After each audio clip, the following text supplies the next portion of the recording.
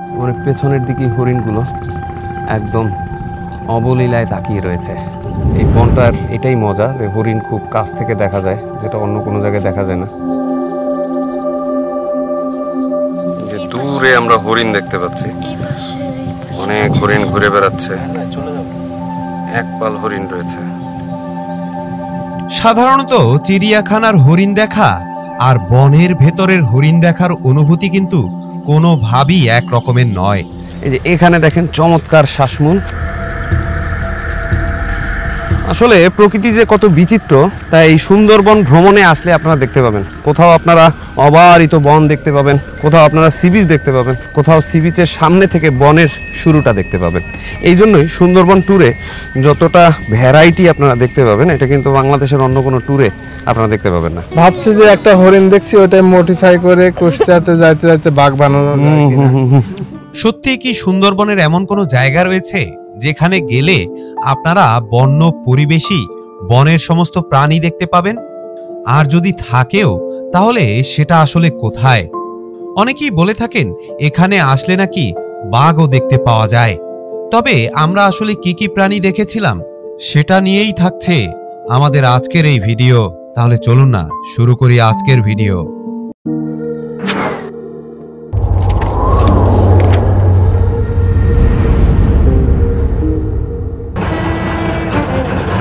শুভ সকাল বন্ধুরা, আমরা গত পর্বে আপনাদেরকে জামতলা সি বিচটা ঘুরিয়ে দেখিয়েছি, আর এখন আবার ট্রলারে করে রওনা দিয়েছি কটকা পয়েন্ট দেখার উদ্দেশ্যে। তাহলে চলুন কটকা পয়েন্টে যাই।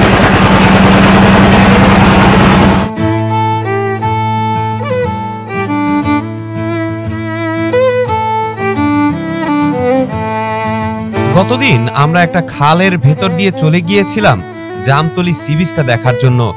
আজকে কিন্তু আবার ওই একই খালের পথটা ধরে আমরা চলে এসেছি এখন আমাদের শিপে। আর আসার পথে আমরা আবারও সুন্দরবনের রোমাঞ্চকর সমস্ত উদ্ভিদ দেখতে থাকলাম।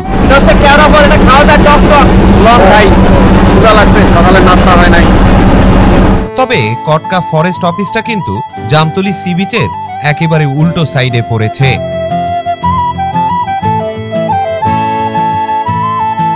যার কারণে আমরা শিপে এসে প্রয়োজনীয় জিনিসপত্র নিয়ে এখন আবার চলে যাচ্ছি নদীর ওপারে। আর ওপারেই রয়েছে কটকা অফিস পার। আমরা আমাদের শিপে একটু গিয়েছিলাম, ওখানে গিয়ে পানি নিয়ে নিলাম। এখন আমরা আবার কটকা পয়েন্টে যাচ্ছি। বেশিরভাগ টুরিস্টই কিন্তু চলে গিয়েছে, আমরা একটু পরে রওনা দিয়েছি। তবে ইনশাল্লাহ তাদের সবার আগে চলে যাবে। আর দেখতে দেখতে আমরা কটকা পয়েন্টে চলে এসেছি। এখন আমাদের ট্রলার এখানে ভিড়বে আর আমরা আস্তে আস্তে ভেতরে যাব। শেষে আমরা চলে এসেছি।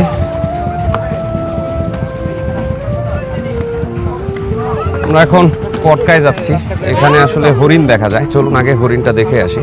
সূর্যের আলো তপ্ত হয়ে উঠেছে, আসলে দুপুর যত গড়াচ্ছে আস্তে আস্তে সূর্যের আলো তপ্ত হয়ে উঠছে। এটা হচ্ছে কটকা অভয়ারণ্য। আমরা এখন এই পয়েন্ট ধরে সরাসরি চলে যাব একদম শেষ মাথায়। আর এখানে কিন্তু আমাদেরকে ওয়েলকাম করার জন্য কিছু বাঁদর এসেছে। এটা হচ্ছে কটকা পয়েন্ট। আমরা অবশেষে কটকা অভয়ারণ্যে চলে এসেছি। এখানে একটা ফরেস্ট অফিস রয়েছে, আর সবচেয়ে মজার ব্যাপার হচ্ছে এখান থেকেই কিন্তু আপনারা হরিণ দেখতে পাবেন। ঢুকতেই একটা রেস্টরুম রয়েছে, এখানে বসার জায়গা রয়েছে, আর সবচেয়ে বড় ব্যাপার হচ্ছে এখানে একটা মানচিত্র রয়েছে সুন্দরবনের কোন জায়গায় কি রয়েছে তার একটা বিশাল মানচিত্র কিন্তু এখানে রয়েছে। এ হচ্ছে সেই মানচিত্র। এখানে সবগুলো সুন্দরবনের ফরেস্ট অফিসের ম্যাপ দেয়া রয়েছে, কোথায় কি রয়েছে।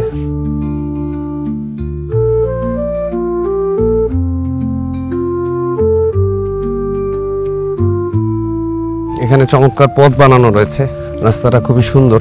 এখানে প্রচুর সুন্দরী ফল পানির ভেতরে, এগুলোই কিন্তু ভেসে এসে এসে নতুন গাছ জন্মায়। অসংখ্য সুন্দরী ফল জোয়ারের পানিতে ভেসে এসেছে। যতই ভেতরে ঢুকবেন আস্তে আস্তে কিন্তু ম্যানগ্রোভ শ্বাসমূলগুলো আপনাদের চোখে পড়বে। এটাই হচ্ছে কটকা অভয়ারণ্য। আমরা এখন সরাসরি ডান দিকে চলে যাব, এই ফুড ট্রেলটা ডান দিকে, অর্থাৎ এখান থেকে আমরা এখন ডান দিকে ঢুকে যাব। এদিক দিয়ে কিছু দূর যাওয়ার পরে একটা অভয়ারণ্য আমরা দেখতে পাবো, ওখানে বেসিক্যালি হরিণ দেখা যায়। ওই হরিণ দেখার জন্য আমরা এখন যাচ্ছি।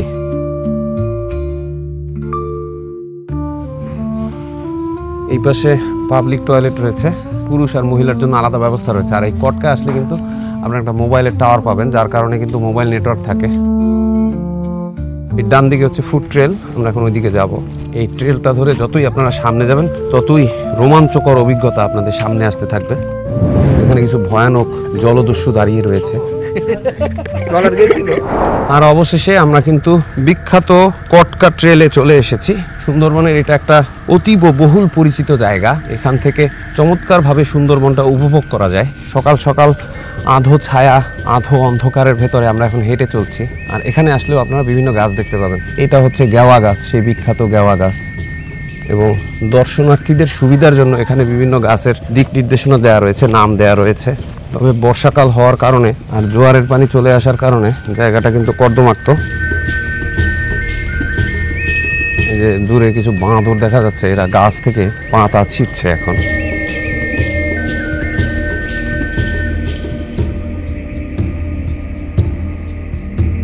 আসলে এই কেওড়া ফল সংগ্রহ করা হচ্ছে এখান থেকে।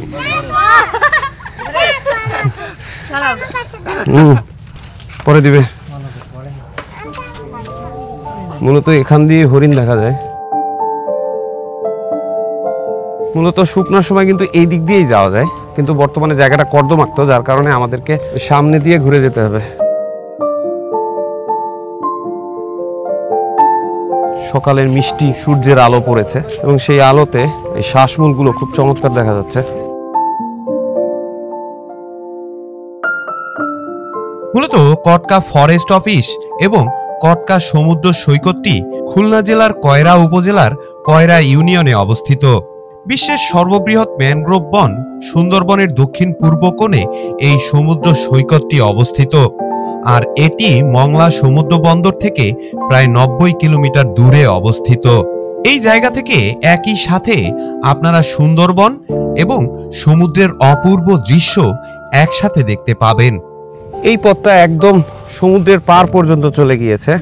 আর মূলত আমাদেরকে হরিণ দেখার জন্য আবার হেঁটে ওইদিকে যেতে হবে। বেশ খানিকটা হাঁটা লাগলো এই বৃষ্টির কারণে। মূলত আপনারা যদি শীতকালে আসেন সেক্ষেত্রে কিন্তু আপনাদেরকে একটু কম হাঁটতে হবে। এছাড়াও এই জায়গা থেকে রয়্যাল বেঙ্গল টাইগার দেখারও সম্ভাবনা রয়েছে, আর সেটাও আবার নিরাপদ দূরত্ব থেকে। আর অবশেষে ছেলেটা চলে আসলো। আমরা এখন এই দিকটায় যাব। এদিকে অসংখ্য ভাঙা গাছপালা আপনারা দেখতে পাবেন। মূলত সমুদ্রে যখন ঝড় হয় এই গাছপালাই কিন্তু আমাদের বাংলাদেশকে রক্ষা করে। বিশাল বড় বড় ঝড়ের কবল থেকে প্রতি বছর এই সুন্দর বন বুক পেতে দাঁড়িয়ে থাকে। আর এর কারণেই কিন্তু আজকে আমরা নিরাপদ। আর সবচেয়ে মজার ব্যাপার হলো এই জায়গায় আসলে আপনারা বনের হরিণ দেখবেনই ইনশাআল্লাহ।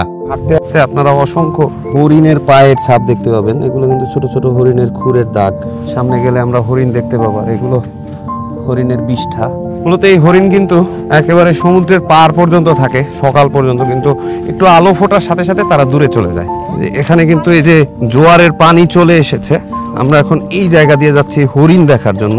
কটকা অভয়ারণ্যের হরিণ কিন্তু এই পয়েন্টে আসলে দেখা যায়। আস্তে হাঁটো। হ্যাঁ,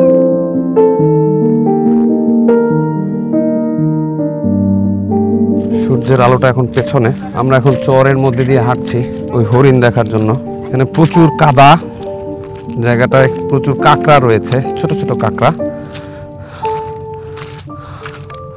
আমরা এখন হরিণের সন্ধানে সামনে এগিয়ে যাচ্ছি। আর ওই সামনে কিন্তু একপাল হরিণ রয়েছে, যদিও দূর থেকে দেখা যাচ্ছে না। আমরা এখন একটু সামনে যাব, এই ছায়াটার মধ্যে গেলেই দেখতে পাবো ইনশাল্লাহ। আর এই জায়গাটা হরিণের অভয়ারণ্য। এখানে হরিণরা নীরবে নিভৃতে থাকে, কোনো শঙ্কা ভয় ছাড়া, আল্লাহর রহমতে।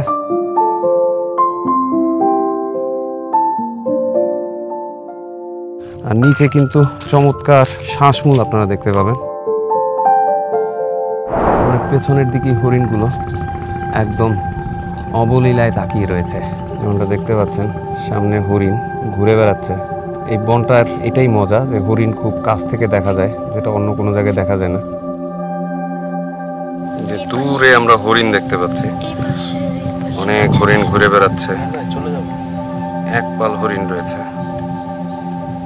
সাধারণত চিড়িয়াখানার হরিণ দেখা আর বনের ভেতরের হরিণ দেখার অনুভূতি কিন্তু কোনোভাবেই এক রকমের নয়। কারণ বনের হরিণ একটুকু শব্দ পেলেই ছুটে পালিয়ে যায়। আপনাদের মধ্য থেকে যারা ইতিমধ্যেই বনে গিয়েছেন তারা অবশ্যই জানেন বনের ভেতরে থেকে হরিণ দেখাটা কত একটা দুষ্কর ব্যাপার।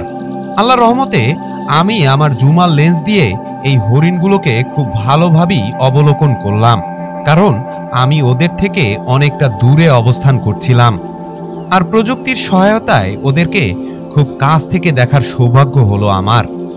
আর এখানে সবচেয়ে মজার ব্যাপার হলো এই পালের বেশিরভাগই হচ্ছে মহিলা হরিণ, আর এর ভেতরে মাত্র একটিই রয়েছে পুরুষ হরিণ। এবারে আপনারা প্রশ্ন করতেই পারেন, আসলে কোনটা মহিলা আর কোনটা পুরুষ?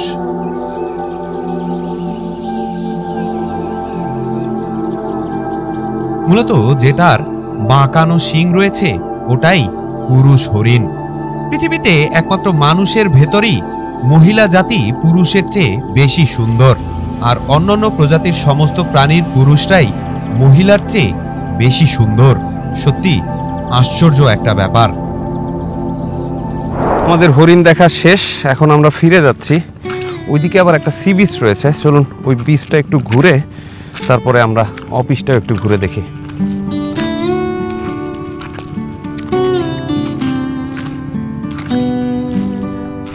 আর এইদিকে হচ্ছে সি বিচ, বিস্তীর্ণ সাগরের পার। মূলত এই কটকা এরিয়াটাতে আসলে আপনারা দুটো সি বিচ দেখতে পাবেন। ওই জামতলাতে যেমন গতদিন দেখিয়েছিলাম, ঠিক একইভাবে এই কটকাতেও কিন্তু একটি সি বিচ রয়েছে।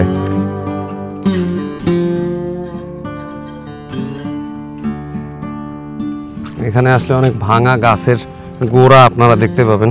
এগুলো কিন্তু ওই সমুদ্রের ঝড়ের সময় ভেঙে গিয়েছে আর আজকে মৃত অবস্থায় দাঁড়িয়ে রয়েছে।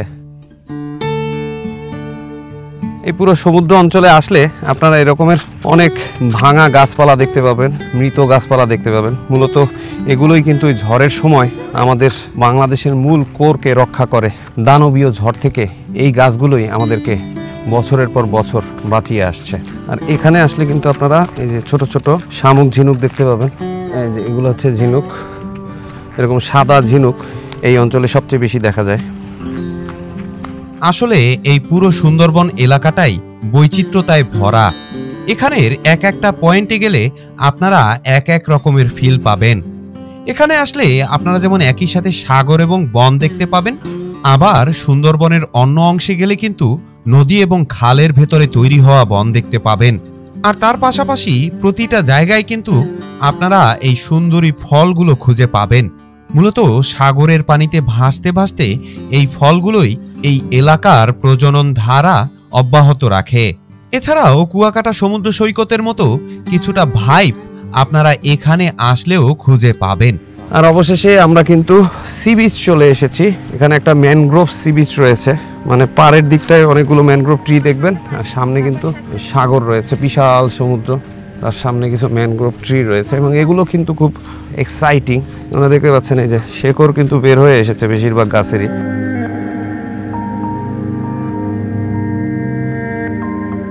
এটা হচ্ছে সেই বিখ্যাত সি বিচ, আর এখানে কেউ কেউ স্ট্যাচু হয়ে গেছে, স্ট্যাচু অফ লিবার্টি। আর এইখান থেকে চমৎকার সি বিচটা দেখা যায়। তবে এই জায়গার সি বিচটা অতটা মজার না, কারণ হচ্ছে প্রচুর কাদা, আপনাদের হাত পা একদম কর্দমাক্ত হয়ে যাবে। তবে জোয়ারের সময় কিন্তু পানি একদম এই পর্যন্ত চলে আসে। আর আমার সাথে এই যে আমার একটা ভাস্তে রয়েছে। কেমন লাগতেছে বাবা? ভালো লাগতেছে। খুব ভালো না? মাশাআল্লাহ। মূলত সামনে যেতে যেতে আমরা কিন্তু আরো সি বিচ দেখতে পাবো। এদিকে যতই হাঁটবেন ততই কিন্তু আমরা সি বিচ দেখবো, এবং সি বিচের পাশ ধরে ধরে আমরা এখন একদম সেই ফরেস্ট অফিসে চলে যাব। এই জায়গাটা কিন্তু এক্সাইটিং। এই জায়গাটায় ট্রেল একটা, প্রচুর গাছপালা, গাছপালার ভেতর দিয়ে আমরা এখন হেঁটে চলছি। দেখেন বেশিরভাগ গাছপালাই কিন্তু এই সমুদ্রের পানিতে মাটি ধুয়ে গেছে। আকিনজি, এই নামটা পাইলো কই? আকিনজি, এটা তো একটা মুসলিম সেনাবাহিনীর নাম ছিল। হ্যাঁ, আকিনজি সৈনিক। এই যে এখানে দেখেন চমৎকার শ্বাসমূল।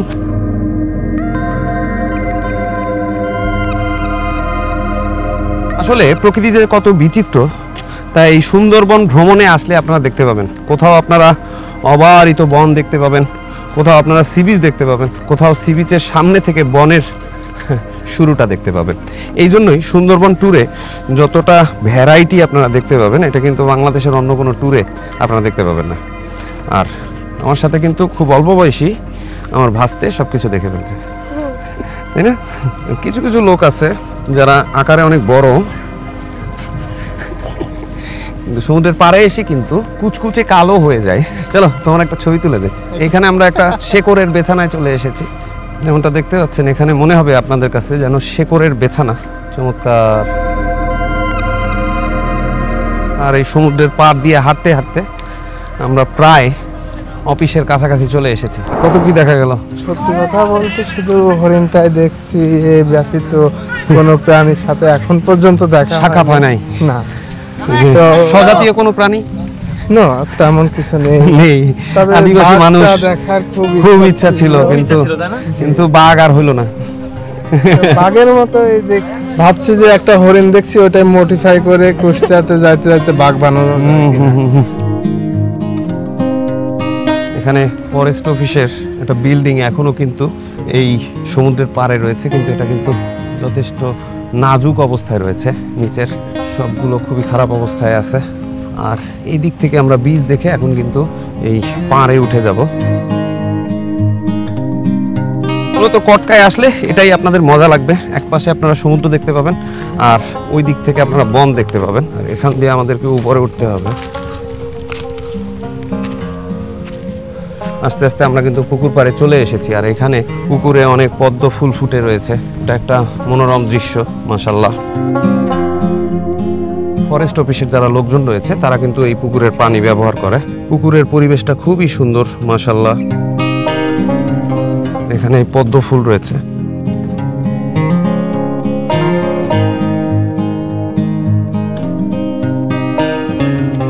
সুন্দরবনে যতগুলো ফরেস্ট অফিস রয়েছে তার মধ্যে কিন্তু এটা খুবই চমৎকার। বেশ বড় এলাকা নিয়ে তৈরি করা, এবং এখানে বেশ কয়েকটা পুকুর রয়েছে। কটকাতে ওখানে আমরা একটা পুকুর দেখলাম, আর সামনেও কিন্তু একটা পুকুর রয়েছে, এবং এই প্রতিটা পুকুরই কিন্তু বর্তমানে পদ্ম ফুল ফুটেছে, যেটা খুবই মনোরম দৃশ্যর অবতারণা ঘটিয়েছে। মানুষ এই শাপলা দেখার জন্য এখন বর্তমানে বিভিন্ন বিলে যায়, আর এখানে আসলে আপনারা অবলীলায় শাপলা দেখতে পাবেন। আর আমার সামনে কিন্তু নতুন করে এই অফিস বিল্ডিংটা তৈরি করা হয়েছে আধুনিক করে, যেহেতু পূর্বের অফিসগুলো ধ্বংসপ্রাপ্ত হয়েছে, যার কারণে নতুন করে এই অফিস বিল্ডিংটা তৈরি করা হয়েছে। আর অবশেষে আমরা কিন্তু একদম কটকা সেই যেখান থেকে উঠেছিলাম সেই ট্রেলের মাথায় চলে এসেছি। এই রাস্তাটাই সরাসরি চলে গিয়েছে ওই ট্রলার ঘাট পর্যন্ত। আর এখানে জায়গায় জায়গায় কিন্তু যাত্রী ছাউনি রয়েছে।